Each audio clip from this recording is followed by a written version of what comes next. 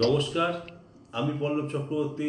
ঈশ্বরের কাছে আপনাদের সবার শুভকামনা করে আজকের আমার আলোচনার বিষয় হলো কালসর্পদোষ এবং তার বিস্তারিত ব্যাখ্যা। কালসর্পদোষ সম্পর্কে আপনাদের যাদের অ্যাস্ট্রোলজিক্যাল কোনো বা এই শাস্ত্রীয় সম্পর্কে কোনো ধারণা নেই, তারা যেমন ভয় পান, বা যাদের ধারণা আছে তারাও জানেন যে এই কালসর্পদোষ থাকলে আপনার জীবনে আপনি পরিশ্রম করবেন, কিন্তু সেই অনুসারে কোনো তার বেনিফিট বা আপনি সেই অনুসারে ফল লাভ করবেন না। শুধু ফল লাভ নয়, কালসর্পদোষ থাকলে কিছু কিছু মানুষের মধ্যে শারীরিক সমস্যা, চোখের সমস্যা, বিশেষ করে দৃষ্টি কমে যাওয়া, এমনকি কিছু কিছু ক্ষেত্রে আমরা দেখতে পাই যে ভুলভাল স্বপ্ন, অর্থাৎ মৃত মানুষের স্বপ্ন দেখা কিংবা সাপের স্বপ্ন দেখা। অনেকের ঘরের মধ্যে দেখবেন মাঝে মধ্যেই সাপ ঢুকে যায়, বা কেউ চলাফেরার পথেই মাঝে মাঝে সর্প দর্শন করেন। এগুলোও কিন্তু কালসর্পদোষের প্রভাব। এছাড়াও মৃত্যুর মতো যে অনুভূতি, সেটাও কিন্তু এই কালসর্পদোষের মাধ্যমেই হয়। কালসর্পদোষ মূলত 12 রকমের কালসর্পদোষ আছে। এবার আমি এক এক করে বলি, জানবেন এক একটা কালসর্পদোষের এক একটা প্রভাব। সবার কালসর্পদোষ সমান হয় না, এবং তাদের ক্রিয়া বা কর্ম বা তাদের যে এফেক্ট, সেটাও কিন্তু কারোর সাথে মিলবে না। প্রথমে বলি অনন্ত নাগ কালসর্পদোষ। এটি লগ্নে রাহু এবং সপ্তমে কেতু থাকলে এই কালসর্পদোষ আপনার তৈরি হয়। এই কালসর্পদোষে আপনাদের যাদের জন্ম, তাদের মধ্যে শারীরিক, আর্থিক ভীষণভাবে একটা সমস্যা থাকবে। আপনারা যতই পরিশ্রম করুন, যতই যাই করুন, কোনোভাবে নিজেদের সাকসেস আসতে চাইবে না, এবং সাংসারিক জায়গাতেও আপনাদের নানা রকম সমস্যা লেগেই থাকবে, মতের অমিল থাকবে, মানসিকভাবে কষ্ট ভোগ করতে হবে। দ্বিতীয় কালসর্পদোষ হচ্ছে কুলিক কালসর্পদোষ। এটা লগ্নের দ্বিতীয় রাহু এবং অষ্টমে কেতু। এই কালসর্পদোষ থাকলে আপনাদের ধনক্ষেত্র ডিস্টার্ব থাকবে, আপনাদের সঞ্চয় হতে চাইবে না, আপনারা যে পরিকল্পনা করবেন না কেন সেই পরিকল্পনায় বিফল হবে, এবং আপনাদের শারীরিক জায়গাতেও নানাবিধ সমস্যা থাকবে। বিশেষ করে কিছু কিছু ক্ষেত্রে দেখা যায়, যদি ওই কেতু কোনো জলরাশিতে থাকে, তাহলে তাদের মধ্যে স্কিন ডিজিজ, অ্যালার্জেটিক সমস্যা, এগুলোও কিন্তু লক্ষ্য করা যায়। তৃতীয় হচ্ছে বাসকী নাগ কালসর্পদোষ। এই বাসকী নাগ কালসর্পদোষ তৃতীয় রাহু এবং নবমে আপনার কেতু থাকলে এই বাসকী নাগ কালসর্পদোষ তৈরি হয়।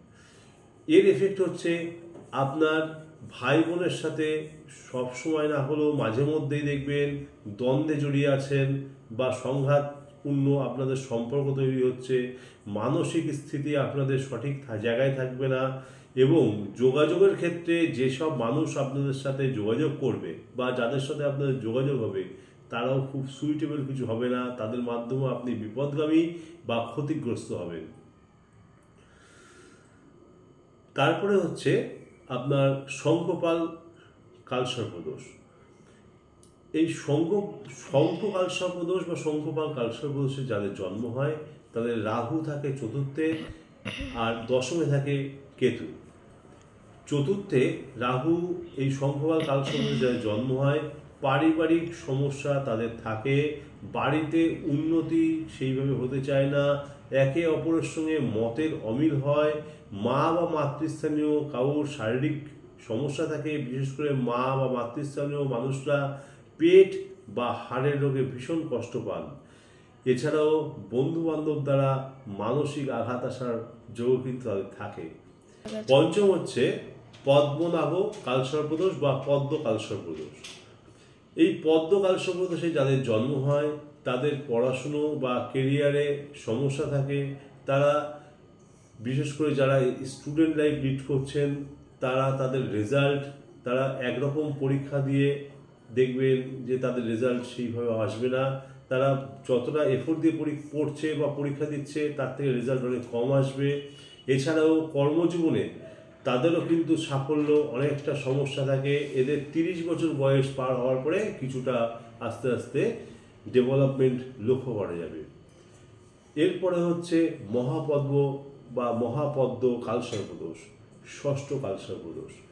এই মহাপদ্ম কালসর্পদোষে যাদের জন্ম হয় অযাচিতভাবে শত্রুবৃদ্ধি হয়, তাদের শারীরিক মানসিক বিভিন্ন রকম সমস্যার সৃষ্টি হবে, অযথা মানুষ তাদেরকে ভুল ব্যাখ্যা করবে, অর্থহানি হবে, বিভিন্ন রকমভাবে মানুষের সমালোচিত হতে হবে তাদেরকে। সপ্তম হচ্ছে তক্ষ কালসর্পদোষ। এই কালসর্পদোষে যাদের জন্ম হয় তাদের সপ্তম ক্ষেত্রে রাহু এবং লগ্নে কেতু অবস্থান করে। এদের মধ্যে প্রচণ্ড পরিমাণে কৌতূহল থাকে, বিভিন্ন জিনিসের প্রতি বা বিভিন্ন সাবজেক্টের প্রতি ভীষণভাবে আগ্রহ থাকে, কিন্তু এরা নির্দিষ্ট কোনো একটি বিষয়ের উপরে সেরকম পাণ্ডিত্য থাকে না বলে এদের জীবনে সাকসেসের সমস্যা তৈরি হয়। এরা বিপরীত লিঙ্গের মানুষদের কাছ থেকে প্রতারিত হয় এবং তাদের দাম্পত্য জীবনেও কিন্তু অনেক সমস্যাবহুল হবে বা শান্তি বিঘ্ন হওয়ার ভীষণ প্রবণতা থাকবে। অষ্টম কালসর্পদোষ হচ্ছে কর্কট কালসর্পদোষ। এই কালসর্পদোষে যাদের জন্ম হয় তাদের অষ্টম ক্ষেত্রে রাহু এবং দ্বিতীয় কেতুর অবস্থান থাকে। এই কালসর্পদোষে শারীরিক বিপর্যয় আসে, বিভিন্ন রকম আঘাতজনিত কারণে বা হাড়ের রোগে কষ্ট পেতে হয়। এদের বাজে বা অশ্রাব্য ভাষা ব্যবহার করার একটা প্রবণতা থাকে বা নিজের ওপর নিজের ভাষার ওপর নিয়ন্ত্রণ থাকে না, এবং এদের কিন্তু আত্মীয় স্বজন বা পরিচিত মানুষদের সঙ্গে দ্বন্দ্বে জড়িয়ে পড়ার একটা প্রবণতা থাকে।